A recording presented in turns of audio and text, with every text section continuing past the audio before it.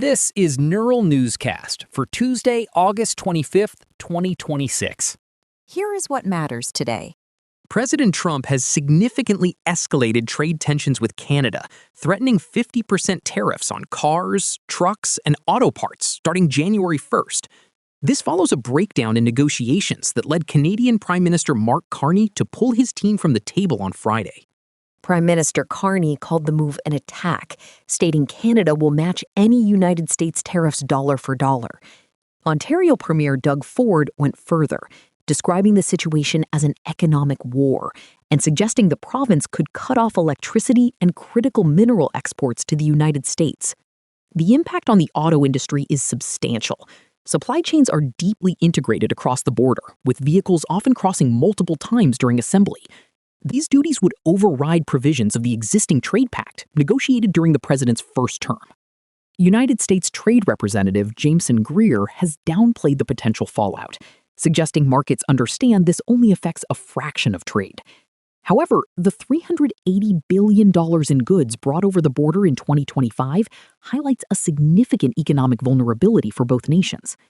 In other news, Treasury Secretary Scott Bessent has announced a sweeping new pressure campaign against Iran called Operation Economic Outcast. The United States is now threatening secondary sanctions against any global entity facilitating trade with Tehran, particularly in oil, gold, and digital assets. Bessent described the move as economic D-Day, intended to force Iran back to the negotiation table regarding its nuclear program. The Treasury Department has already imposed sanctions on 60 entities and vessels across the UAE, China, and Singapore for enabling Iranian shipping and aviation interests. While the military campaign has seen months of strikes, this shift towards severe economic isolation aims to sever Tehran's financial lifelines without triggering a global financial collapse. Iranian officials have dismissed the measures as a repeat of failed historical plans. Turning now to Nevada. A massive wildfire, known as the Hawk Fire, remains uncontained on the outskirts of Reno. Officials say dry and windy conditions allowed the blaze to consume 15,000 acres since Saturday morning. Approximately 90,000 residents are currently under evacuation notices. Firefighters are hoping for a shift in wind direction tonight to push the flames away from residential centers.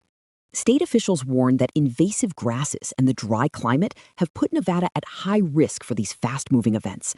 The fire department expects the blaze to remain highly active for at least the next 48 hours. Meanwhile, Interpol has announced the results of Operation Jackal 4, a global crackdown on West African cybercrime groups. Police in 22 countries arrested 58 people and identified hundreds of other suspects involved in romance and investment scams. The operation specifically targeted the Nigerian Black Axe Group, believed to be responsible for a significant share of global financial fraud. In South Africa, authorities seized over $2 million and blocked more than 250 bank accounts linked to the syndicate. Interpol highlighted a disturbing trend where these groups use sextortion to target victims as young as 14. By following illicit financial flows, investigators are attempting to disrupt the profits of these violent criminal networks.